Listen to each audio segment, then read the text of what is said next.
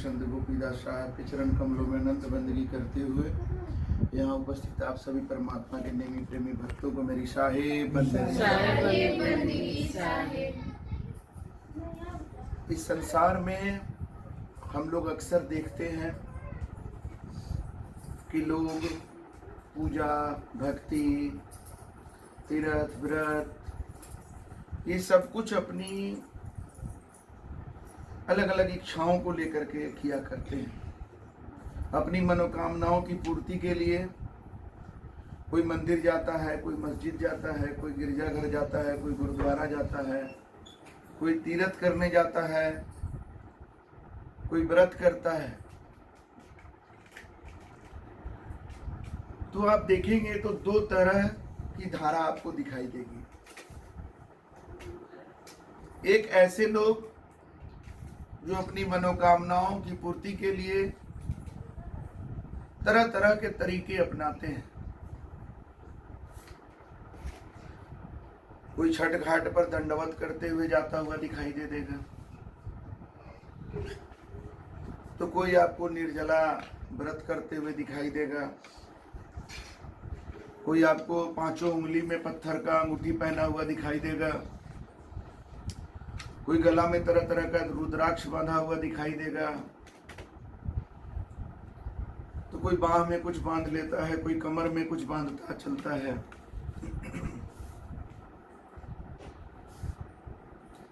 कोई मंदिर में चढ़ावा चढ़ाता है, भगवान से डील करता है कि हम ये चीज चढ़ा रहे हैं या ये चीज चढ़ा देंगे अगर हमारा ये चीज पूरा हो जाए। तो बुरा नहीं मानिएगा, ऐसे लोग मेरी नजर में भीखमंगा है। थोड़ा कड़ा शब्द है लेकिन ये सच है, क्योंकि वो भीख मांगते चलते हैं यहाँ वहां जहां तहां। और दूसरे तरफ इसी धरती पर कुछ ऐसे लोग भी हैं जो अपने जीवन को ऐसा कर देते हैं कि परमात्मा उनके पीछे पीछे चलते हैं कि ले लो कुछ हमसे, तुमको क्या चाहिए ले लो, क्या चाहिए तुमको। तो हम तो वैसे ही के भक्त हैं, वैसे ही के पुजारी हैं जो हमारे कबीर साहब के बारे में कहा गया, कबीर मन निर्मल भया जैसे गंगा नीर। अब अभी का गंगा नदी का तो नीर नहीं है निर्मल, लेकिन ठीक है, पटना का गंगा नदी का नीर निर्मल नहीं है, लेकिन गंगोत्री का जो गंगा है वो अभी भी निर्मल है जी। कबीर मन निर्मल भया जैसे गंगा नीर, पीछे पीछे हरि फिरे कहत कबीर कबीर। हम तो उसके पुजारी हैं, हम तो उसके भक्त हैं। जिस सदगुरु ने अपने जीवन को ऐसा बनाया कि परमात्मा उनके पीछे पीछे चलते हैं। और ये सिर्फ वो सदगुरु कबीर की बात हम क्या करें जो कमल के फूल पर प्रकट हुए थे, हम तो नहीं देखने गए थे, लेकिन हमारे जीवन में जो मेरे गुरुदेव हुए, जो मेरे सदगुरुदेव हुए, उनका हमने दर्शन किया, उनके सानिध्य में रहकर हमने जाना कि कैसे उनका जीवन इतना निर्मल है कि वो जहां चलते हैं परमात्मा उनके पीछे पीछे होते हैं। वो तो अपना रमता जोगी बहता पानी के तरह चले चलते हैं और परमात्मा उनके पीछे पीछे, कहीं ठंडा में कहीं प्रोग्राम बना दिए, कहीं वर्षा में प्रोग्राम बना दिए। अब परमात्मा उनके पीछे प्रकृति का व्यवस्था करने में लगे हुए हैं। कभी कभी हम सोचते हैं ये योगी आदित्यनाथ है, नरेंद्र मोदी है, अमित शाह है, ये सब के ऊपर कितना खतरा है जान का। इसके बावजूद ये लोग जहां तहां का प्रोग्राम बना देते हैं। तो सोच करके हम दंग रह जाते हैं कि ये लोग जो प्रोग्राम बनाते हैं तो उसके बाद जो भारत का जो सिक्योरिटी फोर्स है उसका कितना टेंशन होता होगा। वो लोग बेचारा लोग का तो हालत एकदम बुरा हो जाता होगा। चप्पा चप्पा का उन लोग को व्यवस्था करना पड़ता है कि ऊपर से कोई न कुछ दाग दे, कोई छुप करके न दाग दे, कोई सामने से आके न दाग दे। मालूम है ना राजीव गांधी को कैसे मारा गया था? वो एक जो है लिट्टे की जो महिला थी कैडर उसकी, वो अपने अंदर में बम लगा करके राजीव गांधी के एकदम नजदीक जाके बम विस्फोट कर दी। मानव बम, जो अभी सबसे खतरनाक बम है जी। तो ये सुरक्षा वालों को सारे चीजों का ख्याल करना पड़ता है। और ये लोग जोगी बाबा, मोदी बाबा प्रोग्राम बनाए जा रहे हैं, वहां रैली, यहाँ रैली, वहां रैली। अब वो बेचारा सब सिक्योरिटी फोर्स परेशान। वैसे ही हमारे गुरुदेव अपना चले जा रहे हैं, प्रोग्राम बनाए जा रहे हैं, कहीं कुछ बोल दे रहे हैं, मुसलमानों के मोहल्ला में जाकर के मुसलमानों को कुछ बोल दे रहे हैं, हिंदुओं के मोहल्ला में जाके हिंदुओं को कुछ बोल रहे हैं, सब सत्य बोल रहे हैं, लेकिन बातें ऐसी कि लगेगा कि अभी आदमी जो है चला आएगा दंगा करने। संभालेगा कौन? अब मालिक संभालने में लगे हुए। उनको तो कोई बॉडीगार्ड भी नहीं लेके चल रहे हैं, ना लाठी लेके चल रहे हैं, ना बंदूक लेके चल रहे हैं। अब बात ऐसा बोल रहे हैं कि लोग बंदूक उठा ले, लेकिन उनको कहां परवाह है। एक बार तो नक्सल वाले लोग में वो घिर गए थे, एक बार वहां हजरतबल में वो आतंकवादी वाला था, वहां भी गिर गए थे वो। तो साहब लगे रहते हैं उसमें और वो अपना धुन में चले जा रहे हैं, और लोग का जान धुक धुक किए रहता है, हे भगवान मेरा जान बचाना है, मेरा जान बचाना। और वो जान की परवाह छोड़कर अब उनकी परवाह परमात्मा कर रहे हैं। अरे भाई आप अपना परवाह छोड़िएगा तब ना आपका परवाह कोई करेगा। आज योगी, मोदी, अमित शाह, अब इसका राजनीतिक मतलब मत निकालिएगा। ये लोग देश के लिए और समाज के लिए अपने को मिटाए हैं, तब तो आज देश समाज इनके लिए है जी। हमारे आपके लिए क्यों नहीं है? उसके लिए है तो मिटाया है। आप भी जिसके लिए मिटा रहे हो आपके लिए है ना, आप अपने बाल बच्चा के लिए मिटा रहे हैं। मोदी जी घर जाते तो बच्चा नहीं आता है पापा पापा करके, तो देश मोदी मोदी कर रहा है। आप जिसके लिए मिटेंगे तो वहां से भी आपको रिटर्न मिलेगा, लेकिन वो रिटर्न कैसा होगा? एक समय में इंदिरा इज इंडिया होता था, एक समय में नेहरू नेहरू होता था, कभी वाजपेयी भी हुआ, आज मोदी मोदी हो रहा है। कितना दिन तक? एक समय में गावस्कर होता था, फिर तेंदुलकर होने लगा, फिर कोहली होने लगा, अब कोहली भी जा रहे हैं, अब रोहित हो रहा है, कुछ समय बाद मोहित होने लगेगा। मिटे आप वहां भी, ये क्रिकेटर भी अपने को मिटाया क्रिकेट में, तो वहां से इसको भी मिला, लेकिन क्या मिला? क्षणिक, टेम्पररी। नेहरू भी देश के लिए अपने को लगाए राजनीति में, उनको भी मिला, इंदिरा भी लगाई उनको भी मिला, वाजपेयी जी लगाए उनको भी मिला, मोदी लगा रहे हैं उनको भी मिल रहा है, लेकिन कब तक? लेकिन भगवान राम ने सत्य के लिए अपने को लगाया, भगवान कृष्ण ने सत्य और असत्य की लड़ाई में सत्य का साथ दिया, ईसा मसीह सत्य और प्रेम के लिए सूली पर चढ़ गए, मोहम्मद पैगंबर का जीवन जो है सत्य और धर्म को स्थापित करने में युद्ध में ही करते करते, भागते छुपते लड़ते बीत गया। गौतम बुद्ध अपने सत्य के लिए अपने परिवार को, अपने राजपाट को त्याग दिए, तो उनको क्या मिला? आज तक दुनिया पूजा करती है उनका। तो आपको सोचना होगा कि आप अपने को कहां मिटा रहे हैं, और उसी तरह की उपलब्धि आपकी होगी। तो अभी आप लोग सुने ना, गुरु भक्ता मम आत्म सोई, वाके हृदय रहो समोई। अरे जिसके हृदय में परमात्मा समा जाएंगे वो अजर अमर होगा कि नहीं होगा? और परमात्मा किसके हृदय में समाये होते हैं? जिसके हृदय में गुरु भक्ति होती है। परमात्मा सब में व्याप्त है, सबके पास हृदय भी है, लेकिन हम खुद अपने हृदय को संसार में लगाए हुए हैं। परमात्मा को जगह होगा तब ना, जगह देंगे हम तब ना।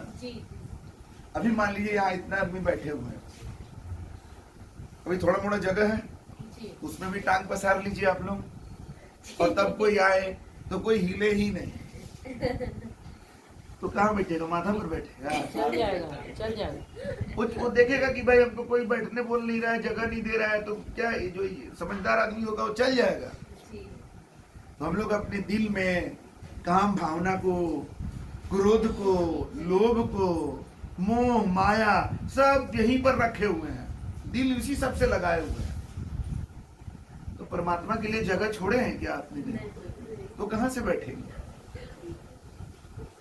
तो जब हम गुरु के चरण में जाते हैं, गुरु के चरण शरण में जाते हैं, तो गुरु पहला तो कि हम जाएंगे तभी जब हम संसार से थोड़ा चोट खाने को बोलते हैं, लात खाना। संसार से लात खाने पर ही कहते हैं ना, हारे को हरिनाम। संसार से जब आदमी हारता है तभी परमात्मा को ज्यादा खोज पाता है। जब तक संसार में उसको जीत दिखाई दे रहा है तो जीतना चाहता है, लेकिन जब संसार से हारता है, संसार में कहीं उसको जगह नहीं दिखता है अपने लायक, तब वो गुरु के चरण में जाता है। जब गुरु के चरण में जाता है तब गुरु उसको फिर से बताते हैं जीवन की वास्तविकता, संसार की वास्तविकता, और ये बता करके उसको और संसार से काटते हैं। उसका जो संसार में लगन लगा हुआ है, जिसके कारण वो दुखी है, वो दुख के कारण गुरु के शरण में गया कि संसार से हमको इतना दुख मिल रहा है, कोई उपाय आप कर दीजिए। तो संसार कहते हैं कि तेरे दुख का कारण तो ये संसार से लगाव ही था। कई बार हम लोग गुरु के पास संसार मांगने ही जाते हैं, ये संसार हमें नहीं मिल पा रहा है, इसका हमें बड़ा दुख है, तो गुरु जी कुछ कृपा कर दीजिए, हमें संसार दिलवा दीजिए। तो गुरु जी कहते हैं कि तेरा दुख का कारण तो ये संसार ही है। तब हमें वो जीवन में वो प्रकाश लाते, हमें दिखाई देता है कि हम जो चीज पाना चाह रहे हैं वही तो मेरे दुख का कारण है। इस तरह से गुरु हमें संसार से काटते हैं, हमारा जो बंधन है उसको काटते हैं।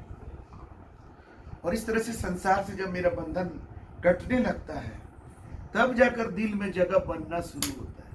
जैसे जैसे संसार से हम कटते हैं तो दिल में जगह खाली होते चला जाता है, और तब वो जगह में हम गुरु को जगह दे पाते हैं। और जैसे जैसे गुरु का जगह हमारे दिल में बढ़ते जाता है, तो जैसे सूर्योदय का प्रकाश है, 4 बजे 5 बजे देखिएगा तो क्या होता है, एक अलग तरह का प्रकाश रहेगा। 4 बजे, अभी गर्मी के दिन में तो थोड़ा प्रकाश भी होता है, जाड़ा में एकदम अंधेरा जैसा, तो धीरे धीरे प्रकाश बढ़ेगा, और उसके बाद बढ़ते बढ़ते बढ़ते बढ़ते एक समय बाद 12 बजे आते आते पूर्ण प्रकाश एकदम।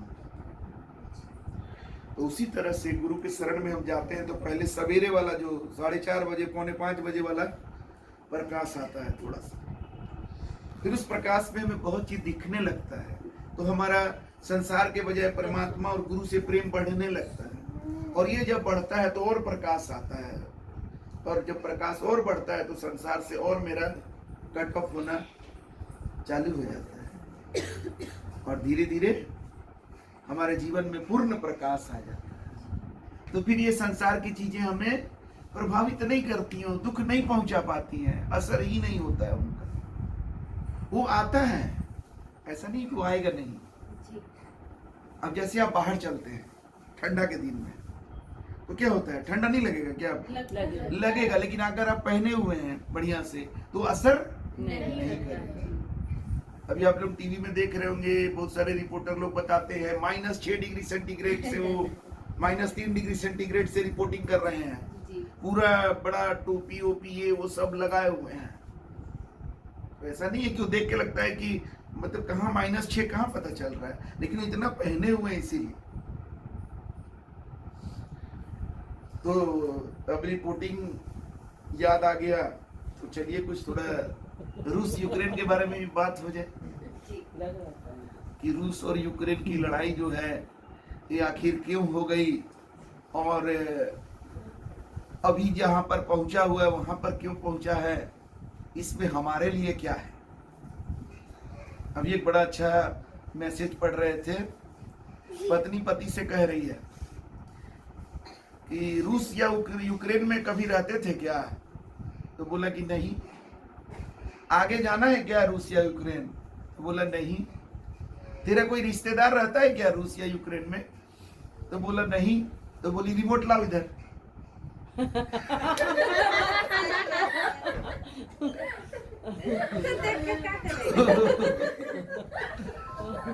तो भाई लेडीज लोग तो उतना ही भर सोचती है कि हमको क्या लेना देना है, मेरा अपना किचन देखो, ये देखो देखो। लेकिन भाई हम लोग जेंट्स लोग ज्यादा राजनीति वाला और ये सब चीज में ज्यादा उन लोग को मन लगता है। तो हम तो देखते हैं कि उसमें से लाइफ के लिए क्या मैसेज है।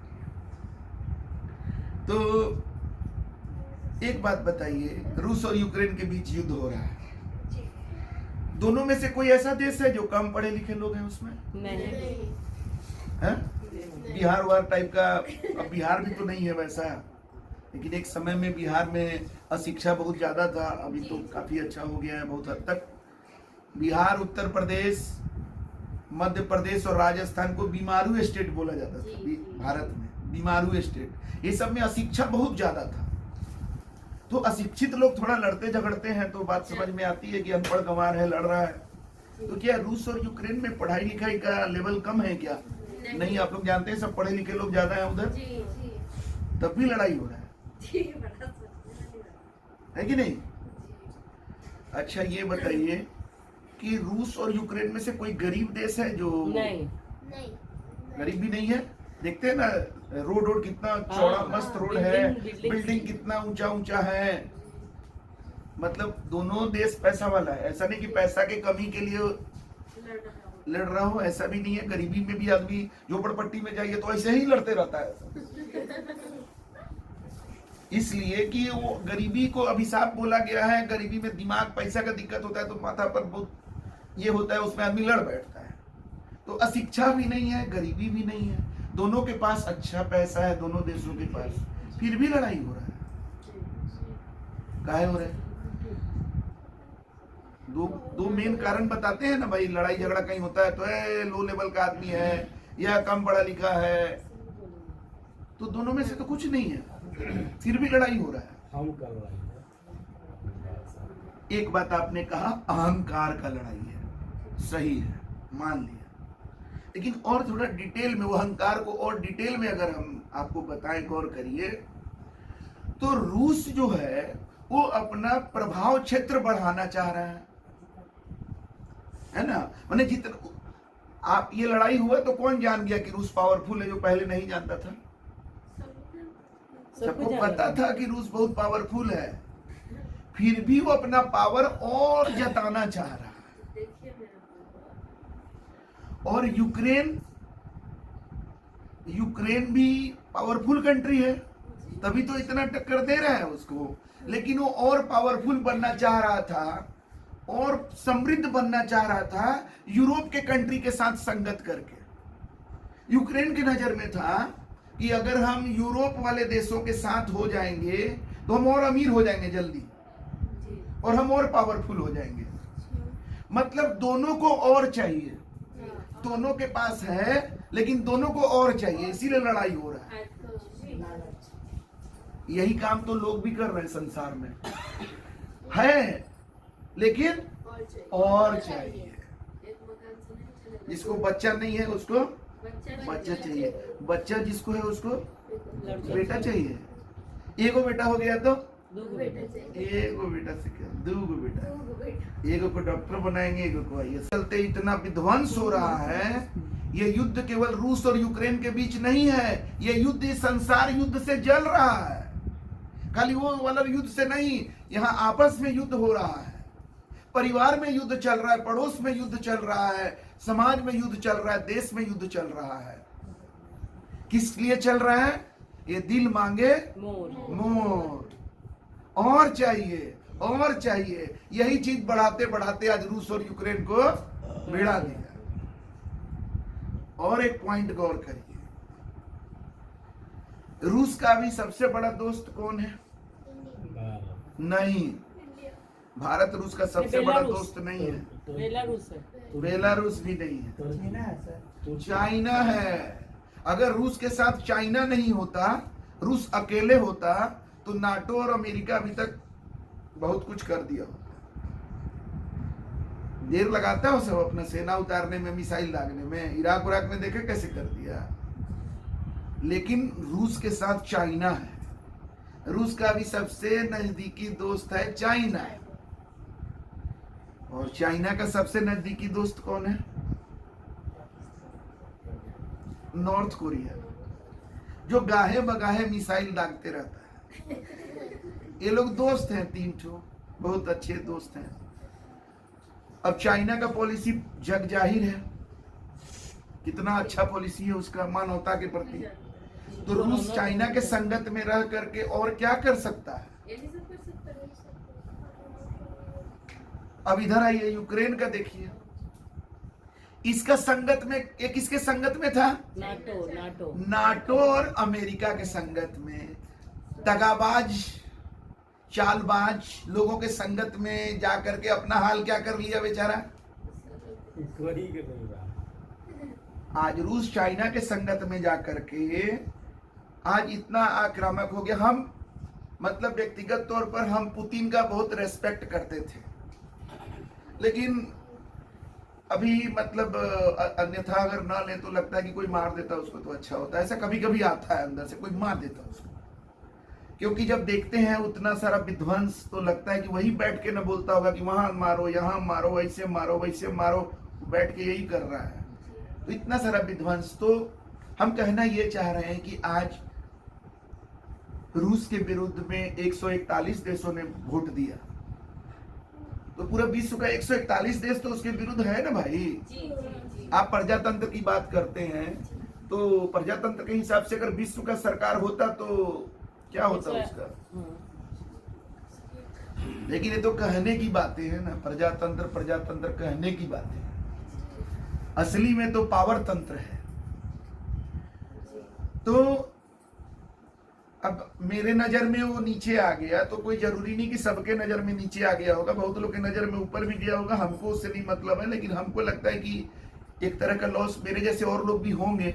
एक लॉस तो हुआ उसका कि पब्लिक ओपिनियन में एक चीज तो और सामने दिखाई दे रहा है ना, 141 लोग उसके विरुद्ध में वोट दिए।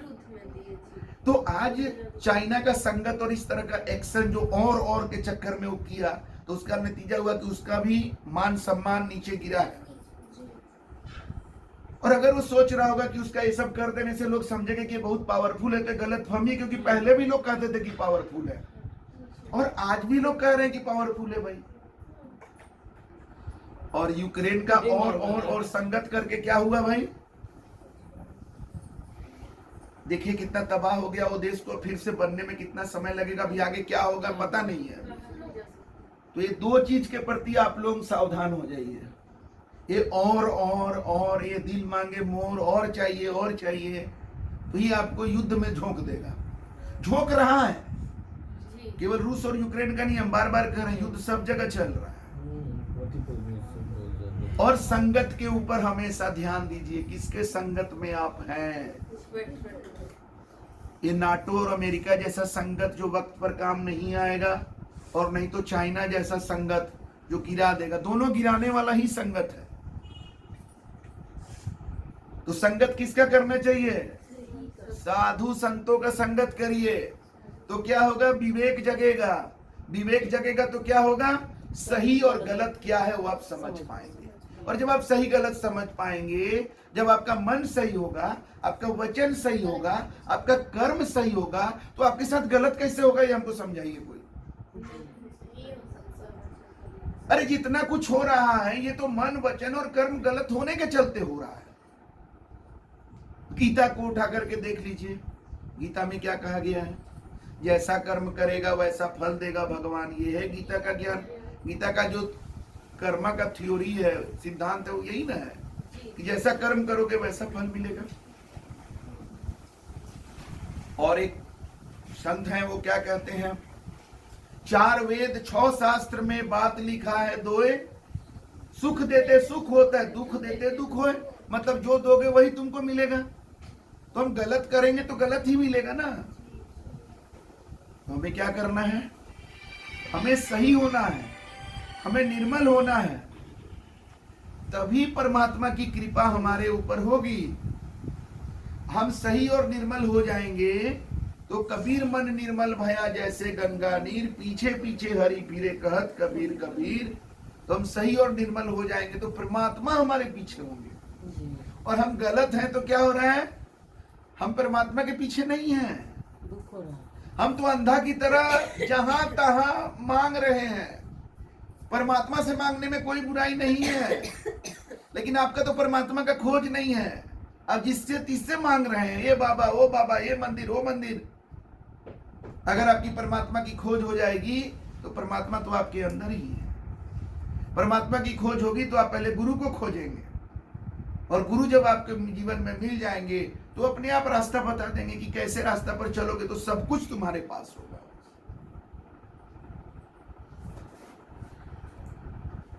एक साहब का लाइन है, जो तू चाहे मुझको छाड़ सकल की आस, मुझ ही जैसा हो रहो सब सुख तेरे पास।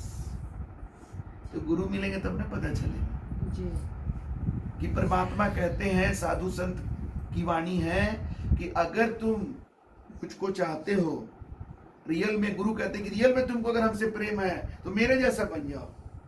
तो कहेगा क्या कहते हैं, आप ही के जैसा दाढ़ी बढ़ा लें? अरे नहीं, मेरे जैसा बनने का वो मतलब नहीं होता है। अंदर से अपने गलतियों को दूर करो, अपने अंदर भक्ति को जगाओ, प्रेम को जगाओ। यही है संतों का मार्ग, भक्ति का मार्ग है, गलतियों को दूर करने का मार्ग है। ऐंठ झूठ से करे निनारा, कहे कबीर सो हंस हमारा। जिसके जीवन में ऐंठन नहीं है, अहंकार नहीं है, झूठ का त्याग करके सत्य को धारण करता है, ऐसा हम बन जाएंगे तो कैसे बताएं कि जो तू चाहे मुझको छाड़ सकल की आस, पूरा संसार का आशा छोड़ दो, मुझ ही जैसा हो रहो सब सुख तेरे पास। सारा सुख मिलेगा। आपको संत लोग दुखी दिखे हैं क्या? दुख होता है उनके पास भी, उनके पास तो डबल दुख होता है, जी, एक अपना और एक अपने भक्त और शिष्यों का। लेकिन वो सारे दुख को अपने अंदर समा करके भी उनके पास खुशियां और आशीर्वाद देने का कैपेसिटी होता है। तो कहते हैं कि अगर मेरे जैसा आनंदित रहना चाहते हो तो इस संसार का आशा छोड़ दो, मेरे जैसा ही बन जाओ। ऐसा कि हमको कुछ नहीं चाहिए, जाको कछु न चाहिए वो है सहनशाह, चाह गई चिंता गई मनवा बेपरवाह।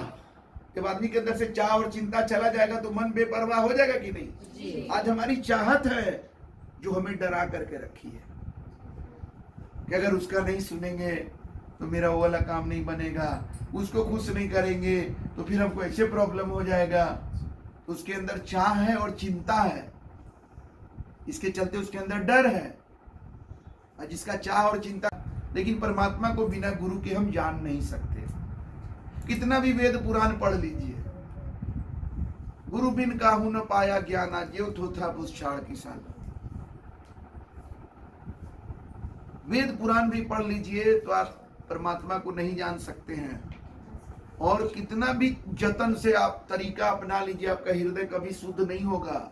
ये ऋषि मुनि लोग कितना तपस्या करता था, जंगल में जाके गुफा में घुस के इतना कड़ा कड़ा तपस्या करता था। किसी किसी का देह पर दीमक लग जाता था, देह पर मिट्टी लग जाता था, लेकिन काम से मुक्ति नहीं मिल पाता था। किसी को काम से मुक्ति मिल गया तो क्रोध आ गया उसके अंदर, श्राप दे दिया, किसी को बर्बाद कर दिया।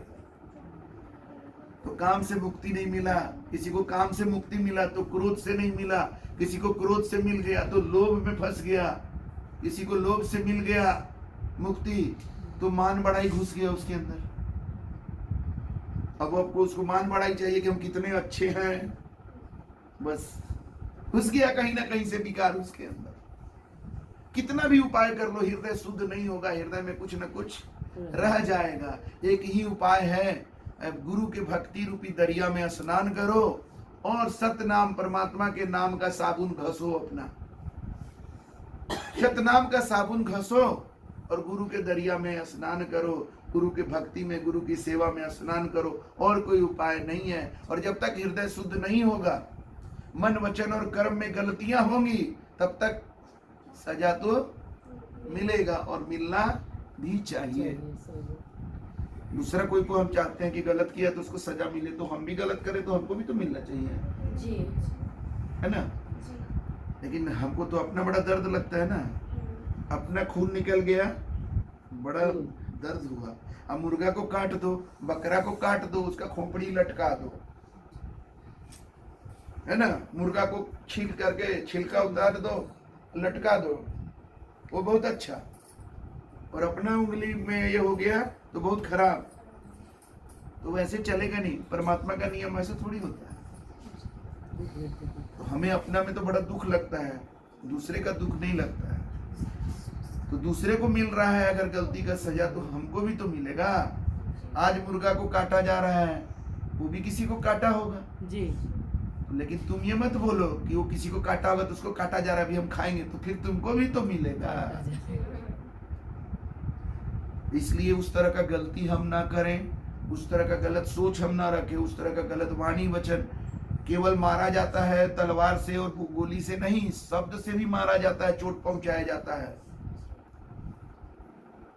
तो हम अपने वचन को ऐसा रखें कि दूसरे को दिल को ना दुखाएं।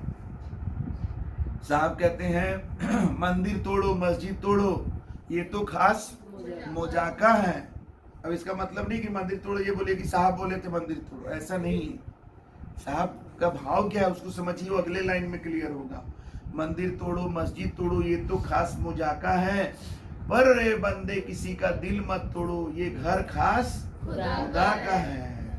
साहब का कहना ये है कि उस हद तक साहब बता रहे हैं दिल को तोड़ना कितना गलत है। मंदिर मस्जिद भी तोड़ दिए तो कोई बात नहीं है, लेकिन दिल मत तोड़ो, वो घर खास खुदा का है। तो दिल कैसे तोड़ा जाता है? हथौड़ा लेकर के मारते हैं क्या? बातें से तोड़ दिया जाता है। ऐसा ऐसा बात आदमी बोलता है, ऐसा ऐसा व्यवहार करता है कि आदमी को दुख हो जाता है। दूसरे को नीचा दिखाना, क्यों? अपने अहंकार के चलते। तो हमारे अंदर का जो दुर्भावना है, जो गलत सोच है, वही हमारे कर्म में आ जाता है। हम दूसरे का दिल दुखा देते हैं अपने अहंकार के कारण, अपनी गलत सोच के कारण। और ये कितना बड़ा पाप है, मंदिर मस्जिद तोड़ने से भी बड़ा, क्योंकि वो घर खास खुदा का है। परमात्मा ने अपने लिए रहने के लिए, ऐसा नहीं है कि उनको जगह की कमी है जो आप मंदिर बनाइएगा तब उसमें रहेंगे। परमात्मा अपने रहने के लिए जगह बना दिए, हर जीव में दिल दिए हैं, वो भाई उनका घर है। लेकिन हम उनको घर से बेघर कर दिए, है कि नहीं? जैसे कहते हैं ना कि कोई आपके घर में आए, आपको पसंद नहीं है तो झाड़ू लगाने लगी, झूल उड़ेगा, कोई बैठे रहेगा? नहीं, पोछा मारने से नहीं, झाड़ू में तो, पोछा में तो ठीक है, झाड़ू लगा रहे हैं तो धूल उड़ता है ना, तो आदमी नाक बंद करेगा, ऐसे करेगा।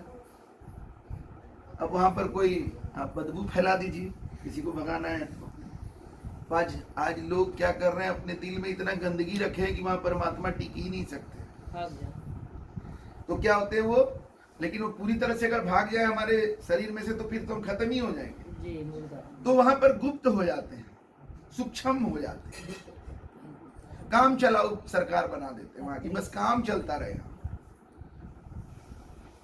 और जैसे जैसे हम अपने तन मन को स्वच्छ और निर्मल करते चले जाते हैं, वैसे वैसे वो वहां पर खिलते चले जाते हैं, प्रकट होते चले जाते हैं। वही है साधु संतों का जीवन, वही है। अपने जीवन को परिष्कृत करके अपने गुरु के मार्गदर्शन में, संत महंत साधु हैं जेते, गुरुपद पंकज से वही देते। जितने संत महंत साधु लोग हैं, ये सब के गुरु हैं, ये सब गुरु के पद की सेवा करने वाले होते हैं।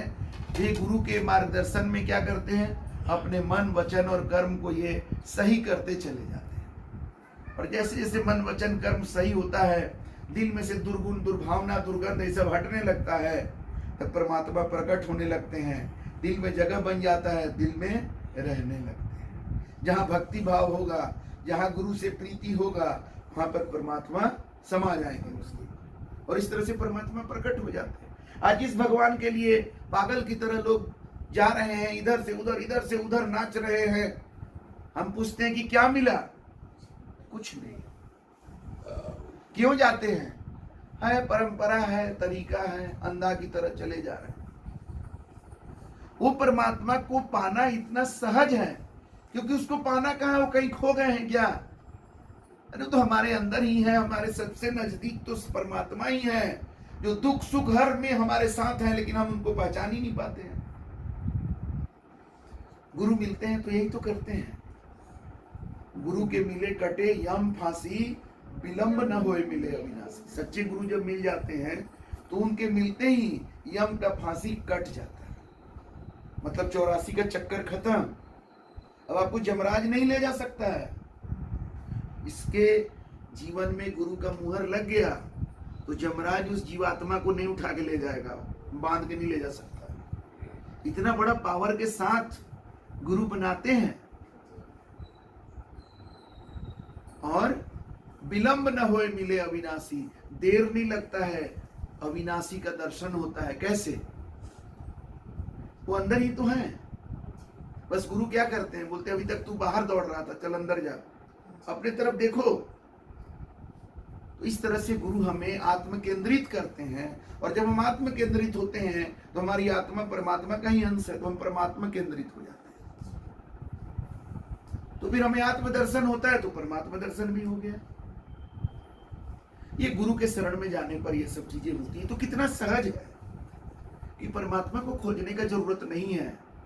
परमात्मा को गुरु मिलते हैं तो क्या बताते हैं कि भाई परमात्मा तो तुम्हारे अंदर है, तुम ही भटक गए थे, तो तुम सुमिरन करो, परमात्मा को बस याद करो, और कुछ नहीं करना है। तो एक नाम दे देते हैं परमात्मा का, जो वर्तमान नाम है।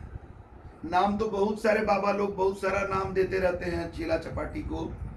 हमको ऐसा ही एक चेला मिले जो बोले कि हमारे गुरुजी भी एक नाम दिए हैं, आप भी नाम के बारे में बोल रहे हैं तो हमारे गुरुजी भी एक नाम दिए हैं। हम बोले अच्छी बात है, कौन सा नाम? लेकिन वो नाम में शक्ति क्या है बताइए जरा। तो बोला कि वो बोले थे कि 1 करोड़ बार जब ये नाम लोगे तब तुमको भगवान का दर्शन होगा। तो बोले तो ले लिए? बोला नहीं, 1 करोड़ तो ले लिए लेकिन दर्शन नहीं हुआ, तो हम 4 करोड़ लिए, तो अभी दर्शन हुआ? नहीं, अभी भी दर्शन नहीं हुआ। तो गुरु जी को पकड़िए, नहीं है गलत नाम दिया तो ना, गुरु जी तो दुनिया छोड़ के चले। तो ये बड़े चालाक तथाकथित गुरु होते हैं। ये सब तथाकथित गुरु है, सही गुरु नहीं है। बड़ा चालाक होता है, अपने शिष्यों को ऐसा कठिन साधना बता देगा ना कि न शिष्य कर पाएगा ना उसको कभी बोल पाएगा कि दर्शन तो नहीं हुआ, या ऐसा काम बता देगा। अब जो 1 करोड़ बार नाम लेने बोल दिए, शिष्य देखिए कैसा है, 1 करोड़ से नहीं हुआ तो 4 करोड़ भी ले लिया। अरे हमारे गुरुदेव ने जो नाम दिया वो तो लेते के साथ काम करना शुरू कर दिया। लेकिन सही भाव से लेंगे पहले तब ना। हम तो देखे गुरुदेव जो है भरी सभा में नाम दिया करते थे, तो लोग जो है कुछ लोग उस समय सो जाता था, वैन वक्त पर जब वो नाम दे रहे तो सुत गया। कुछ लोग कहीं और चला गया, तन यहाँ मन कहीं और। बाद में हम कई लोगों से पूछे भी, अच्छा गुरुदेव नाम दिया आप सुने क्या? ना, नाम दिए थे जी हाँ, गया उसका। और कुछ लोग सुने तो नाम जो है 4 शब्द का नाम दिए, तो 2 शब्द उसमें से पकड़ लिया, पहला और आखिरी, नहीं तो पहला और तीसरा। ऐसे करके तो क्या कल्याण होगा? ऐसे ही ना स्कूल में टीचर पढ़ाते हैं, कुछ पीछे जो है कमेंट्री करेगा, कुछ बकवास करेगा, कुछ खेलेगा, कुछ मोबाइल लेकर के भी स्कूल में चला जाता है सब बदमाश बच्चा सब। टीचर पढ़ाते हैं, वो सुनता नहीं है, परीक्षा में आता है तो मुंह बात है। माँ कहती है कि पढ़ाई सही नहीं है ना। तो गुरु वो नाम को दिए, वो नाम को अगर तुम सही ढंग से धारण कर लोगे। कुछ लोग को हम बता भी दिए कि अच्छा आपको 2 याद है, नहीं ऐसे नहीं बोले थे गुरुदेव, ऐसे बोले। तो फिर उसको पूछे कि कुछ अनुभव हुआ? नहीं, कुछ तो अनुभव नहीं हुआ। कैसे भाई? कैसे और क्या करते हैं आप बताइए? नहीं तो हमें ना एक दुर्गा पाठ करते थे ना, वो भी करते हैं और वो नाम भी लेते हैं। तो हम ना बजरंग बली पहले भी करते थे, वो भी करते हैं और थोड़ा वो नाम भी लेते हैं। वो कैसे पुराना छोड़ दें?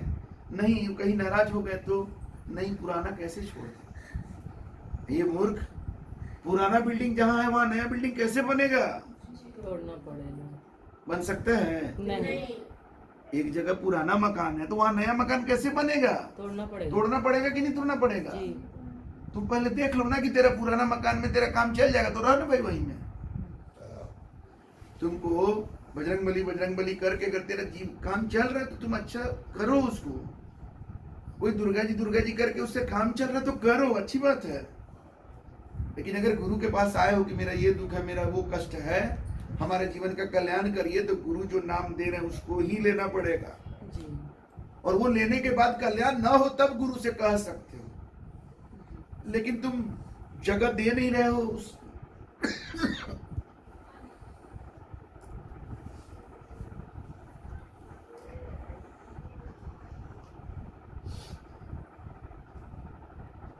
नया चीज को जगह नहीं दे रहे और कहते हैं कि नया तो कुछ हो ही नहीं रहा। अरे हिम्मत करो, अपने जीवन को आंको कि क्या मिला तुमको अभी तक। तेरा पूरा पूजा का पद्धति, तेरा पूरा जो व्यवस्था है, उस व्यवस्था से एंड रिजल्ट क्या है तुम्हारे पास? तुमको परमात्मा का दर्शन हुआ कभी? तुम जिसका पूजा करते उसका दर्शन क्यों नहीं हुआ? हमको बताओ। हम जिसका पूजा करते हैं उनका दर्शन करने के लिए जा रहे हैं। किसी को भी दर्शन करा दे सकते हैं, भाई दर्शन करो, बात कर सकते हो, चैलेंज है, जांच परख करो वो भगवान है कि नहीं। तो कोई दर्शन हुआ, जीवन से दुख खत्म हुआ, जीवन से क्लेश खत्म हुआ, जीवन से चिंता दूर हुआ, डर दूर हुआ, निराशा दूर हुआ? अरे नहीं हुआ तो फिर कैसा भगवान का उपलब्धि है तुम्हारा? तो कुछ समय के लिए पुराना बिल्डिंग जो है ना उसको तोड़ दो ना, ये नया बिल्डिंग वहां पर बनाओ, इसमें देखो कैसा जीवन है। नहीं होगा तो इसको भी तोड़ देना ना, अभी तो है ना जीवन, तोड़ देना इसको भी। तो सही तरीका यही है कि हमारा जो जगह है जहां पर हम पहले से बिल्डिंग बना दिए हैं उसको हमें तोड़ना पड़ेगा, तब नया बिल्डिंग वहां बन सकता है। तो गुरु जो परमात्मा का वर्तमान नाम देते हैं, जो सदगुरु होते हैं, वो ऐसा वैसा नाम नहीं देते हैं, कुछ भी दे दिया नहीं, वो वर्तमान का नाम देते हैं, जिस नाम में अभी परमात्मा प्रकट हैं। जो परमात्मा कभी राम के रूप में प्रकट हुए, कभी कृष्ण के रूप में प्रकट हुए, कभी गौतम बुद्ध के रूप में, कभी ईसा मसीह के रूप में, महावीर जैन के रूप में, मोहम्मद पैगंबर के रूप में, सतगुरु कबीर के रूप में, अलग अलग रूपों में जो प्रकट हुए, वो आज वर्तमान में किस नाम में प्रकट है, रूप में प्रकट है, वो दे देते हैं। तो मान लीजिए कि आज से बहुत साल पहले नहीं, कल ही कोई फ्लाइट पटना से दिल्ली गई है, तो अब उससे आपका क्या होने वाला है? अगर आपको दिल्ली जाना है तो कोई फ्लाइट 50 साल पहले गई है, उससे अब आपका क्या होने वाला है? अभी अभी आपको दिल्ली जाना है तो अभी कौन फ्लाइट है जी, अभी कौन सा फ्लाइट तैयार है जाने के लिए, वही आपको दिल्ली ले जा सकता है। पहले बहुत सारे फ्लाइट चले गए, उसके बारे में डांस करने से कुछ नहीं होगा। एयर इंडिया का बहुत अच्छा प्लेन था, बहुत अच्छा खाना खिलाया था, उसमें जो गया वो बताया था। अरे तो वो जो गया तो गया, वो कहानी से कुछ काम नहीं चलेगा। अभी देखो कि कौन सा फ्लाइट है। तो वर्तमान में नाम जो है वो गुरु जो देते हैं, वही वो रथ है जिस रथ पर बैठ करके आप वहां जा सकते हैं जहां से आप आए हैं। और कहां से आए हैं? हम लोग नरक से आए हैं। हम लोग सही जगह से आए ना, परमात्मा की जगह से आए हैं ना। वहां पहुंच जाएंगे तो कल्याण होगा कि परेशानी होगी? यही तो चाहिए, तब मेरा घर बन जाएगा, घर तो बनो, तब मेरा गाड़ी खरीदा जाएगा, मेरा बच्चा का नौकरी लग जाएगा, तब वहां चल जाएगा तो मेरा बच्चा का नौकरी लग जाएगा। अरे मूर्ख, तुम परमात्मा को समझा ही नहीं। इसका मतलब जहां परमात्मा है वहां कमी किस चीज का हो सकता है? कमी तो तेरा यही सोच है कि परमात्मा मिलने पर भी तुमको लग रहा है कि मेरे बच्चे का नौकरी लग जाएगा। अरे सब कुछ हो जाएगा, लेकिन ये भिखमंगाई छोड़ दो। ये मेरा मेरा मेरा छोड़ दो, बस सौंप दो सब उस परमात्मा को जिसने तुम्हें ये जीवन दिया है। ये तेरा है क्या? नहीं। ये न मेरा है न मेरे उस बाप का है, ये तो उस बाप का है जो सबका बाप है। कौन है सबका बाप? परमात्मा। साहेब। सौ से सभी, ह से हृदय, ब से विद्यमान। सभी के हृदय में जो विद्यमान है वही साहब है और वही सबका बाप है। तो ये जीवन किसका है? उस बाप का है, साहेब का जीवन है ये। तो साहेब पर छोड़ो, मेरा तेरा नहीं है, मेरा तेरा वो बाप का जीवन नहीं है, ये साहेब का जीवन है। साहेब सबका बाप है, साहेब का बाप को नहीं, और जो बेटा बनकर फिर रहा वो तो साहब नहीं। तो साहब पर छोड़ना है, जो परमात्मा सभी के हृदय में विद्यमान है, जो मालिक पूरे ब्रह्मांड में व्याप्त हैं, उन पर छोड़कर तो देखो।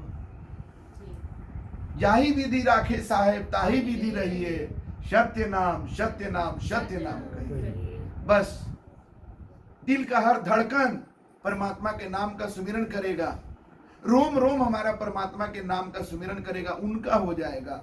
अब उनकी मर्जी वो कैसे रखते हैं, जी। उनकी मर्जी है।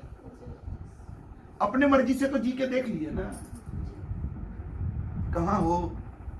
थोड़ा उनके मर्जी से जी करके देखो, तो उनकी मर्जी पता कैसे चलेगी? उन्हीं का रूप होते हैं गुरु। गुरु के अनुरूप चल के देखो, कठिन होगा।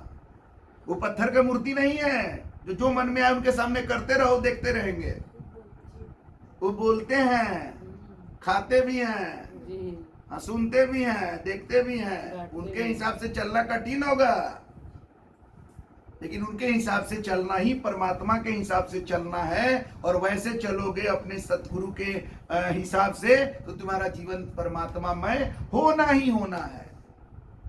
क्योंकि साहब परमात्मा खुद कहते हैं, संत हमारी आत्मा, हम संतन के देह। देह इंपॉर्टेंट है कि आत्मा? आत्मा।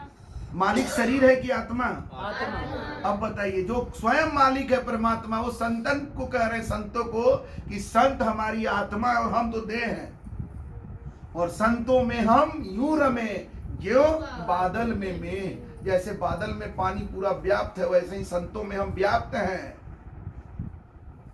तो वैसे संत, वैसे सतगुरु के मर्जी के हिसाब से अपने जीवन को चला करके तो देखो। वो कौन चला सकता है?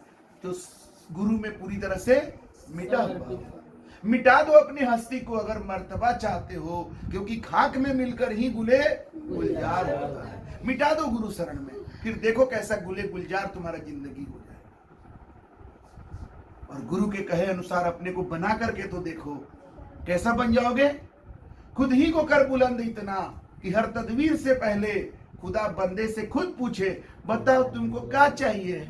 नौकरी चाहिए कि गाड़ी चाहिए कि घर चाहिए कि बंगला चाहिए, लड़का चाहिए कि लड़की चाहिए, क्या चाहिए? ऐसा बना लो अपने आप को, खुद ही को बुलंद इतना कर लो। और वो बुलंदी कैसे आएगा? कैसे आएगा बुलंदी? गुरु की सेवा। कबीर मन, फिर वहीं पर, कबीर मन निर्मल भया, जैसे गंगा नीर पीछे पीछे हरि फिरे, कहत कबीर। कबीर जब निर्मल बनोगे, तब जब चाह को छोड़ दोगे, जब तक चाह है तब तक भिख मंगा, और जब चाह खत्म हो गई तो शहंशाह। यही तो करना है। छलांग लगा दो, बस बहुत हो गया, कूद जाओ गुरु दरिया में, छलांग लगा दो बस। फिर देखो उधर से क्या होकर के निकलोगे। ऐसे में एक छोटा सा कहानी याद आ गया। एक बार ऐसे ही एक बंदर और बंदरिया जो है, तालाब के किनारे एक पेड़ था, उसके ऊपर वो लोग रहते थे। अचानक आकाशवाणी हुआ कि अभी का अभी जो कूद जाएगा तालाब में, तो अंदर से राजकुमार और राजकुमारी बन के निकलेगा। बस बंदरिया जो है वो आओ देखी न ताओ, कूद गए। और आकाशवाणी सही था, जब पानी में से दोबारा निकली तो सुंदर राजकुमारी बन के निकल रही है। तो पानी को पोंछते हुए सबसे पहले अगल बगल देख रही है, राजकुमार मेरा राजकुमार कहाँ है? तो राजकुमार ऐसे की तो देखी ऊपर से ऐसे ऐसे कर रहा है, ये राजकुमार नहीं है। ये तो आदमी ही थे। तो ऐसे ऐसे कर रहा है। अब ऐसे ऐसे करने से क्या होगा? वो राजकुमारी अब ना आएगी तेरे पास बंदर। तब राजकुमारी बोली, अरे तू कूदा काहे नहीं? तो कहा कि हम सोचने लगे कि कहीं कूद गए और राजकुमार नहीं बने तब क्या होगा? तो बोली, अरे बंदर तो था ही, बंदर तो रही ना जाता। तो गुरु दरिया में कूदने में कोई डर नहीं है। गुरु कुछ लूट नहीं लेंगे, कुछ छीन नहीं लेंगे, कुछ ठग नहीं लेंगे। इतना अपना दिमाग लगा करके जांच परख कर लो। साहेब बंदगी।